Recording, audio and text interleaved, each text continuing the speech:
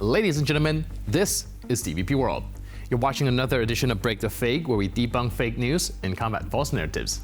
I'm your host, Benjamin Lee, and let's get rolling. Now, we start with the basics of democracy, namely elections. Now, democracy is a sacred concept that, according to certain quote-unquote diplomatic sources, should apply everywhere except Russia, of course, because pushing for Ukrainian elections, that's a pressing issue. The fact that Russia hasn't had a real election since dial-up internet was a thing, well, that's just tradition.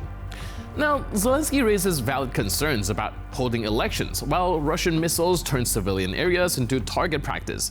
And Lavrov, with a straight face, tells him to take notes from a Kremlin propaganda video on how to conduct democracy. Yeah, because Russia is definitely the gold standard. Зеленский еще вчера заявил, что не признает итоги переговоров между США и Россией. Насколько, по вашему мнению, важно участие самого Зеленского в переговорах для достижения мира, и может ли он рассчитывать на такое участие? Ну, мне тут нет нужды вдаваться в детали, потому что эта тема подробнейшим образом была освещена президентом Путиным вот в его не так давно состоявшемся интервью Павлу Зарубину. Мне добавить нечего. But here's a real question. If we're talking about the elections in Ukraine, what are Putin's chances of re-election in his country? Right. 100%, as always. Not because he's widely popular, but because his opponents have an unfortunate habit of falling from windows, getting poisoned, or spending their golden years in Siberian labor camps. Yet, somehow, the global conversation revolves around whether Ukraine should hold elections. Well, it's literally fighting for survival. Meanwhile, Putin, crowned communist Tsar for life by an electorate that doesn't actually get to elect anything, sits comfortably in the Kremlin, waiting for the world to pretend, once again, that this is all perfectly normal. Dmitry Medvedev, Russia's favorite washed-up ex-president turned full-time Telegram lunatic, once a man of suits and summits, now just a bitter old troll with a vodka-soaked keyboard spewing metaphors about rabid animals, like some rejected Dostoevsky villain. This time, he's outraged that Ukraine has dared to attack a Russian oil-pumping station, one that, inconveniently for the Kremlin, also happens to serve American companies. And in Medvedev's booze-fueled imagination, this isn't just a military operation. No, it's an act of betrayal, a mad animal biting its master. For his world, Ukraine exists only to be a submissive pet, wagging his tail and oinking, yeah, he actually used that word, at Washington's feet. But fear not, Medvedev has a solution. The United States must either vaccinate itself against Ukraine's alleged rabies, or better still, put the beast to sleep altogether. Subtle, isn't it? Nothing screams diplomatic genius like openly advocating for the destruction of a sovereign nation while your own country spirals into economic ruin, military humiliation, and international isolation. Now let's check in with Sergei Lavrov, the human embodiment of the term gaslighting. So, according to Kremlin's foreign minister's most recent statements, Russia never attacked Ukraine's energy infrastructure, which is fascinating considering we have literal videos of Russian drones slamming into power plants. But hey, maybe Lavrov thinks if he says it with a straight face, reality will just bend to his will. Какой-то мораторий на нападение на энергетические объекты, мы объяснили, что мы никогда не подвергали опасности системы энергоснабжения населения, и нашими целями были только те объекты, которые напрямую обслуживают вооруженные силы Украины. And then there's this classic from the Kremlin playbook. Zelensky must be constrained so he doesn't attack us. Yeah, something about launching thousands of missiles at Ukraine and then pretending Kyiv is the aggressor just screams, we're the victim here.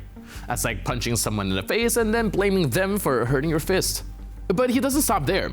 Lavrov also wants us to believe that the US and Russia have only small differences, and that the Kremlin wants to get peace just as much as Washington. We're not so different, you and I. Wait, wrong video. This one. Практически договорились, что нужно решить раз и навсегда проблему функционирования наших дипломатических миссий. Ну и по вопросам нашего диалога и по международным делам, и по экономическим связям обозначено обоюдное стремление находить конкретные решения. Now, I don't really know what planet Lavrov is living on, but on this one, a country that illegally invades its neighbor, levels cities, and kidnaps children might have more than just a small difference with the world's leading democracy, won't you say? In fact, let's take a walk down memory lane and see what aired on Russian state TV back in 2022. While Lavrov spins fairy tales for the diplomats, Kremlin propagandists openly call for turning Ukraine into a frozen wasteland. No power, no water, just suffering. Their logic? The people they like can be warmed up later, while the rest are apparently disposable. А на Украине, на оставшейся, на неосвобожденной, нет гражданской инфраструктуры? Нету. Там нет ЛЭПов, АЭС там еще есть, правда? Узлы, ну много разной всякой инфраструктуры, которая, в принципе, может вывести из строя функционирование этого враждебного нам государства, оставшегося, да, очень быстро, легко и надолго, ему будет уже не до этого. И меня спрашивают, и не только меня, всех ребят спрашивают, а мы почему этого не делаем? Ну, нет ответа. Наверное, сейчас настало время, когда или надо это делать, или объяснить, почему нет. Чтобы люди понимали. Я вот не понимаю, не знаю, ты понимаешь или нет? И вот здесь мы давно к этому призываем. По-моему, пора уже жестить. Вот просто пора жестить. Или пора жестить, или пора получить ответы на эти вопросы, которые волнуют общество, которые общество удовлетворят. Можно впадать в истерику, требовать, давайте устроим блэкаут на Украине. А вы подумали над тем, что, к чему приведет этот блэкаут? У нас там появится больше друзей? Когда там не будет холодно, голодно, не работает водопровод. Нужны там друзья? У нас там соотечественники. У нас там соотечественники, ну давайте мы сначала их освободим от нацизма, да. А потом обогреем и накормим. Про Украину. So, let's be clear. Russia has most definitely bombed Ukraine's energy grid, aiming to force millions into darkness and cold. And they absolutely are not victims here. But hey, maybe Lavrov forgot that the internet is forever. We have the receipts, the footage, as well as the smoking craters. He can lie all he wants, but unless he's figured out how to bomb the entire internet, the truth isn't going anywhere. Belarusian propaganda really is like a cheap knockoff of its Russian counterpart. Low budget, low effort, and even lower IQ. Take Grigory Azanrenak, Lukashenko's personal court jester, who has just delivered another masterclass in intellectual bankruptcy. His latest gem? A brilliant gotcha moment in which he compares Russians' mass abduction of Ukrainian children to an out-of-context quote from Madeleine Albright. According to him, this alone proves that America is the real villain here. That's right, folks. When Moscow steals children from occupied territories, it's humanitarian aid. When the West condemns it, it's hypocrisy. But it gets even better.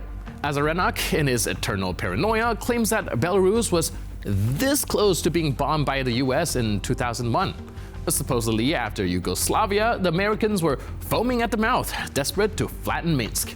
The only thing that saved Belarus? Russia's noble nuclear umbrella. Exactly.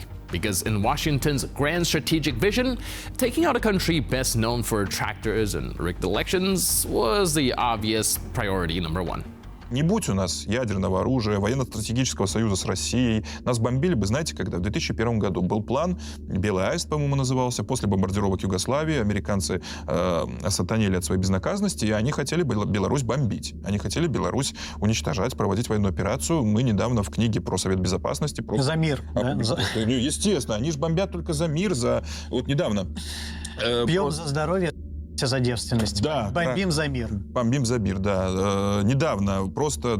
Вот какая пропаганда? Мы опубликовали 2 заявления. Сначала американцы говорят, мы очень обеспокоены вывозом украинских детей с территории Украины. Россия — это страшное преступление. А потом мы, цитату Мадлен Олбрайт.